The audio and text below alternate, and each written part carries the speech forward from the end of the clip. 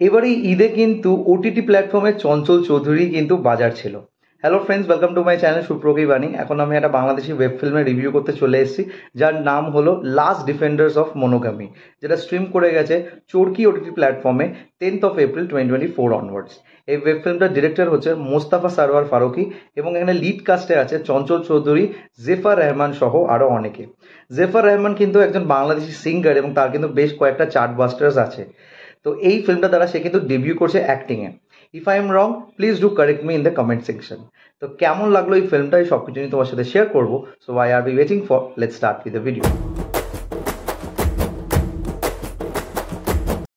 ফিল্মটার duration হচ্ছে nearly 1.5 ঘন্টার কাছাকাছি, এবং এই ফিল্মটার ট্রেলার বা যে প্রোমোসগুলো বেরিয়েছিল চরকির অফিসিয়াল ইউটিউব চ্যানেলে, আমার কিন্তু সেইভাবে প্লেজেন্ট লাগেনি। তবে এই যে নামটা মোস্তাফা সারওয়ার ফারুকি, এই নামটার জন্য আমি ফিল্মটা দেখার আগ্রহী হলাম। আর অবশ্যই চঞ্চল চৌধুরী যেহেতু আছে, আমি মনে করছিলাম যে সামথিং ইউনিক হয়তো হতে চলেছে। ফিল্মটা যখন দেখতে বসলাম, আমার ইনিশিয়াল কিছুক্ষণ অবধি ফিল্মটা কিন্তু খুবই টিপিক্যাল একটা ওয়ে লাগছিল, খুব আহামরি লাগছিল না। তবে হ্যাঁ, কিছু কিছু জায়গায় কিন্তু ফিল্মটা দেখতে গিয়ে আমার বেশ হাসি পাচ্ছিল। তবে ফিল্মটা যখন এন্ডের দিকে গেল, তখন আস্তে আস্তে আমি গভীরতাটা বুঝতে পারলাম যেটা ফিল্মটার মধ্যে কি বোঝাতে চেয়েছে। তবে এই ফিল্মটা কিন্তু মূলত একটা এক্সট্রা ম্যারিটাল অ্যাফেয়ারকে কেন্দ্র করেই করা হয়েছে, এবং যেইভাবে এই গল্পটাকে মোচড় দেওয়া হয়েছে, আমার বহুকাল আগে একটা ফিল্ম এসেছিল ডেভিড ধাওয়ানের, যেখানে সলমান খান, করিশ্মা কাপুর, সুস্মিতা সেন ছিল, বিবি নাম্বার 1। অনেকটা সেটারই একটা সিগনিফিকেন্স আমি এখানে খুঁজে পেলাম। অবশ্যই সেটা কিন্তু হার্ডকোর কমেডি ছিল, এবং এখানে প্রচুর কমার্শিয়াল এলিমেন্ট ছিল। এই ফিল্মটা সেরকম না হলেও অনেকটা একটু কমেডি জিনিস খেলা করা হয়, যেটা প্রচণ্ডভাবে কিন্তু ফানি লেগেছিল। মানে চঞ্চল চৌধুরীকে এরম টাইপের অভিনয় দেখতে কিন্তু আমি ভীষণ সারপ্রাইজ হয়েছি, এবং সে কিন্তু ফ্লাইং কালার্স দিয়ে অভিনয়টা করে না। ছোট করে গল্পটা বলি। গল্পটা হচ্ছে একটা অফিসকে কেন্দ্র করে, যে অফিসের বসের চরিত্রে আছে চঞ্চল চৌধুরী। সেখানে প্রচুর এমপ্লয়েজরা কাজ করে, তার মধ্যে একজন এমপ্লয়ি যে 3-4 মাস হয়েছে এসছে, যেই চরিত্রের প্লে করছে জেফার রহমান, তার সাথে চঞ্চল চৌধুরীর একটা অদ্ভুত সম্পর্ক গঠন হয়, এবং সেই সম্পর্কটা ইনিশিয়ালি কোনো নাম দেয় না, তবে আস্তে আস্তে তারা একে অপরের কাছাকাছি হয়ে যায়, এবং চঞ্চল চৌধুরী কিন্তু তার ওয়াইফকে চিট করতে থাকে। তবে বারংবার এমন কিছু ইনসিডেন্ট হয়, সেখান থেকে তার সত্যিটা সামনে বেরিয়ে আসে। তারপর কি হয় সেটা জানার জন্য তোমাদের এই ফিল্মটা দেখতে হবে। তবে যেই জিনিসটা এই ফিল্মটাকে আর 5টা এক্সট্রা ম্যারিটাল অ্যাফেয়ার বা সো কল এই টাইপের গল্প যে করেছে তার থেকে ভিন্ন করে, সেটা হচ্ছে এনার ইনার মিনিংটা, যেটা একদম লাস্টে গিয়ে আমাদেরকে দেখিয়েছে। দেখো, এখানে কিন্তু দুটো জেনারেশনের মধ্যে লাভ দেখানো হয়েছে, মিলেনিয়াল অ্যান্ড বুমার।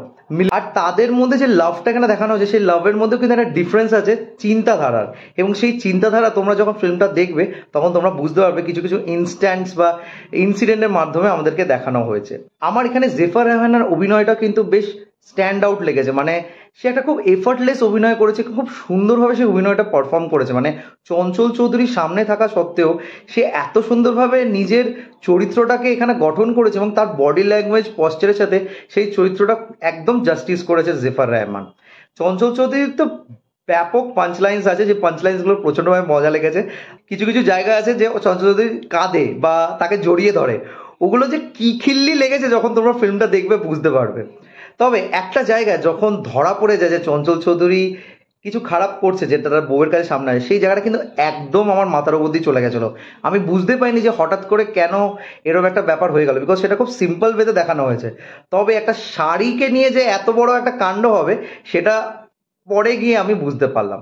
আর একদম যেটা বললাম, ক্লাইম্যাক্সে গিয়ে একটা জায়গায় জেফার রহমানের চরিত্রটা তার বয়ফ্রেন্ডের কাছে কিছু রিভিলেশন করে, তারপর একটা ঝাটকা। সেই ঝাটকাটা কিন্তু বোঝা যায় যে কর্মের ফল সব সময় হয়, মানে তুমি যেটা করবে সেটা অবশ্যই পাবে, এবং সেটাই হয়। তো আমার কাছে ফিল্মটা ওয়াজ আ ব্রিজি ওয়াচ।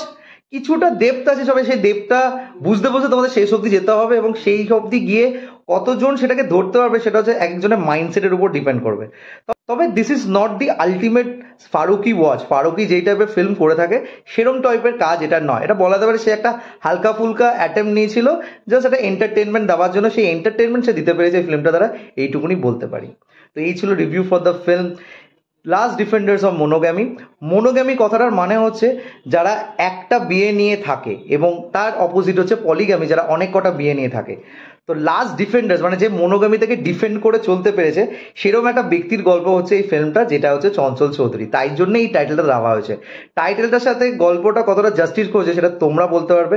এবং আমার যদি রিভিউটা ভালো লেগে থাকে, don't forget to like, share and subscribe my channel. আমার সাথে জুড়ে থাকার জন্য আমাকে ইনস্টাগ্রামে ফলো করতে, ইনস্টাগ্রাম হ্যান্ডেল হলো সুপ্রো09bit2। I repeat, সুপ্রো09bit2।